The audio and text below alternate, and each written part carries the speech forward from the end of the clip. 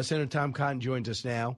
His comments were out front and personal. As soon as this attacks came clear and we lost 3 of our guys and 8 more are seriously wounded, dozens got hurt after an attack over the weekend and on our forces, that I didn't even know we had a base right over the border in Syria, in Jordan. And worst of all, I didn't know how exposed they were. Joining us now is Senator Tom Cotton. Senator Cotton wrote, Senator Cotton, great to hear from you. Hey, thanks for having me on, Brian. First off, let me please express my condolences to the families and the battle buddies of all 3 of those soldiers who were killed yesterday and now several dozen who were wounded.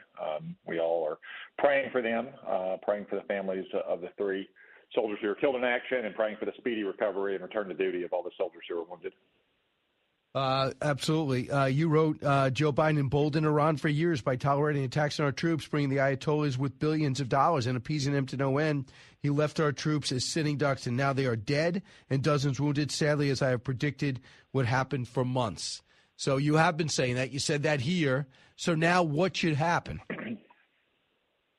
Well, Brian, unfortunately, the president has left us with very few good options. If he had firmly responded to these attacks by Iran through its proxies on America, not just over the last 3 months, but over the last 3 years, they would have stopped long ago. But now Iran has crossed essentially every red line you could have imagined. They've killed American soldiers. They've done it on a friendly nation's soil. This is not Iraq or Syria. This is in Jordan. And the attacks continue elsewhere, too, from the Houthis, for instance, in Yemen against the Red Sea. So, as I said yesterday, it has to be a devastating military response. This is almost certainly the work of the Iranian Revolutionary Guard Corps, the shock troops of the Ayatollahs. They have bases and locations throughout the Middle East, in Yemen and Syria, in Iraq, and, of course, in Iran itself. And those should be utterly decimated. And it should be made clear to the Ayatollahs that we will no longer tolerate these kinds of attacks. That doesn't mean that we're going to invade Iran or there's going to be an all-out war that lasts for years. I would remind all your listeners that we've had moments like this in the past.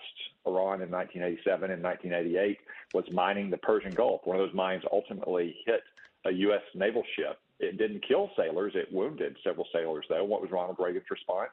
It was to sink half of Iran's navy. He was asked shortly thereafter if we were at war with Iran, and he, in his kind of avuncular way, chuckled and said, no, Iran would not be so stupid. Of course, Iran would not be so stupid as to go to war with the United States. But if they think they can get away with targeting our soldiers and ultimately killing our soldiers, and that's exactly what they will continue to do. So here's what Joe Biden said January 15th, cut 4. I've already delivered the message to Iran. They know not to do anything. Well, that's wrong. And here's what he said. They did anything anyway. He delivered a message to Iran.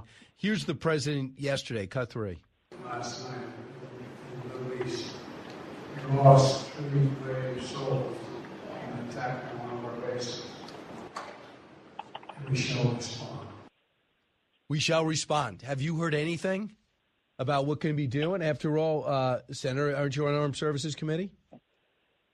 No, I haven't heard anything, Brian, and I suspect that the response will be weak and feckless, as it always is with Joe Biden. This is a man, remember, who Bob Gates 10 years ago said has been wrong on nearly every major national security and foreign policy question of 40 years. The only change I would make to Secretary Gates' statement is that we now have to update it to 50 years. It's Joe Biden's weakness. Again, not just over the last 3 months, not even over the last 3 years with Iran, but with Russia and the lead up to the war in Ukraine and over the last 2 years of that war, with the collapse in Afghanistan, that has caused the Ayatollahs and their terror proxies to think they can get away with targeting Americans hundreds of times or even killing Americans. And until Joe Biden takes decisive action to show that he now understands the grave errors of his weak leadership, then these attacks are going to continue. And there's a simple way, Brian, to know if he's been successful in whatever action he takes, which I suspect won't be enough. But whatever action that is do these attacks stop or do they continue? If the attacks continue, then by definition, the Ayatollahs and their terrorist forces throughout the region are not scared of Joe Biden. And right now, nobody's scared of Joe Biden. Do you think he needs authorization to hit Iran right now? No, I don't, Brian. He has the same authority that any president does, which is to launch military strikes to defend America and defend American troops and interests around the world. Congress does our job of providing a military to the commander-in-chief that is available for that kind of use. If Congress disapproves of the specific military action, we can always defund that action, has happened numerous times down our history. But this is why our founding fathers created a single executive, not a council of executives that would be racked by dissension, but a single executive to take actions in a crisis and in an emergency to defend our interests and certainly to defend our troops. Yet again, I think Joe Biden will fail that. You read the newspapers this morning and everything you hear in those newspapers, or when you see John Kirby, the White House spokesman, go on morning talk shows, it's all about restraint and proportional response and not seeking a wider war. Of course, we don't seek a wider war with Iran, Brian, but if that's the emphasis at all times and that's the fear, then Iran is going to widen the war as they have been doing for the last 3 months, really the last 3 years. Proportionate responses will not stop these attacks. Only a massively disproportionate response will stop these attacks. Well, it's going to be really interesting because we're also dealing with the Houthi rebels who just blew up a British tanker over the weekend, and we're still using multi-million-dollar defense rockets to knock down $1,000 drones. I don't know how long that's going to happen. Yeah, we can't continue to use multi-million-dollar missiles against basically makeshift homemade weaponry that so many of these proxies use. We should be going directly to the source, taking out all their radar systems, their ammunition sites, their launch pads. We shouldn't just be playing whack-a-mole, letting our troops be sitting ducks, hoping that our air defenses will succeed on every single time. We've got some of the world's best air defenses, Brian, but as we saw at Tower 22 in northeastern Jordan yesterday, it only takes one miss for catastrophic consequences. What the president has to do is to restore a sense of fear the Ayatollahs have for America. This has happened before. Again, I cited Ronald Reagan in 1988 as one example. It didn't just stop the mining of the Persian Gulf, Brian. It ended the 8-year Iran-Iraq war 6 months later because the Ayatollahs were so scared that America would intervene in that war. Think about Donald Trump in 2020. We started the year by killing Qasem Soleimani, Iran's terrorist mastermind. And then at the end of the year, right before Christmas, Donald Trump put on social media that if a single American was killed, he would hold the Ayatollahs responsible. He called it some friendly health advice. And guess what happened for the rest of that year, Brian? There were no more attacks. The attacks that were threatened did not happen because the Ayatollahs feared Donald Trump, just like they feared Ronald Reagan. Right now, no one is afraid of Joe Biden. He has slapped a kick-me sticker on Uncle Sam's back. You know, the same thing is I was researching Thomas Jefferson and Tripoli pirates.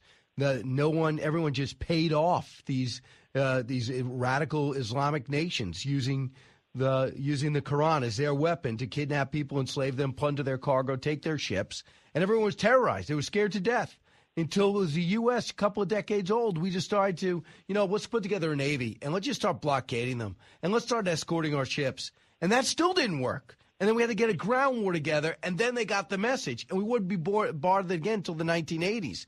We have to go back to it because it's the same mindset we're dealing with. As President Trump said over the weekend, borrowing from Ronald Reagan, peace through strength. And without strength, which is not just having a strong military, but a strong president who is willing to use the military when compelled to defend our interests, is the way we ensure peace. Again, we've heard now for 3 months about the Middle East. Well, we don't want escalation. All that does is signal in flashing neon lights to Iran and all of its terrorist proxies that right. You can punch America right in the mouth and nothing will happen. It's the same thing you've seen in Ukraine for 2 years when President Biden has pussyfooted around time and time again, refusing to give Ukraine a specific kind of weapon system they need because he's afraid of escalation. Again, to use the military jargon, the way to avoid escalation, Brian, is to establish escalation dominance. So I want you to just talk a little bit about the border bill, what you know of it. First off, what have you been briefed on it? Not its most recent iteration, Brian. I was a little closer to this when we started in November and December. I'll tell you my position on the bill that's finally released, and I think it's still in draft form, is that we need a bill that will solve the problem at the border. It's not about having a political issue for the campaign, as the Democrats are accusing us, or not giving Joe Biden tools that he can use, because we know he won't use those tools. He hasn't used the tools he already has in place. A good bill will solve the crisis at the border. It will compel Joe Biden to take action that stops the flow of hundreds and even thousands of migrants across our border every single day. That's what needs to happen. It's not about empowering a president who wants to protect our border like Donald Trump did and will again next year. It's about compelling a stubborn, reluctant president whose party doesn't even believe in borders to actually secure the border. I just want you to hear a little bit from Langford describing what he worked out with Sinema and Murphy. Cut 14.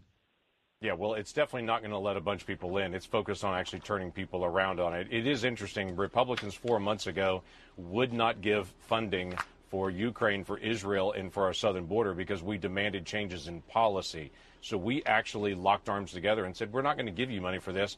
We want a change in law. And now it's interesting, a few months later, when we're finally getting to the end, they're like, oh, just kidding. I actually don't want a change in law because it's a presidential election year. We all have an oath to the Constitution, and we have a commitment to say we're going to do whatever we can to be able to secure the border. But people say if you have 2/3, it's like having nothing. You need everything, including the wall being built. So the question is, do you want to give, if Donald Trump's going to get elected, he'd have additional tools from what I could see. And he was something to build off of. If you have to start from zero, the argument is they'll never have the leverage you guys have right now because of the need for foreign aid and for how bad everything is down there. Yeah, so that point is critical to these negotiations going back to October, Brian. Typically, Chuck Schumer, who's not good at his job as the majority leader of the Senate, has only one move. He uses a legal deadline to put a bad bill on the floor and thinks he can compel the votes of 60 U.S. senators. He does that, for instance, on government shutdowns to fund the government or on the debt ceiling to avoid a debt default.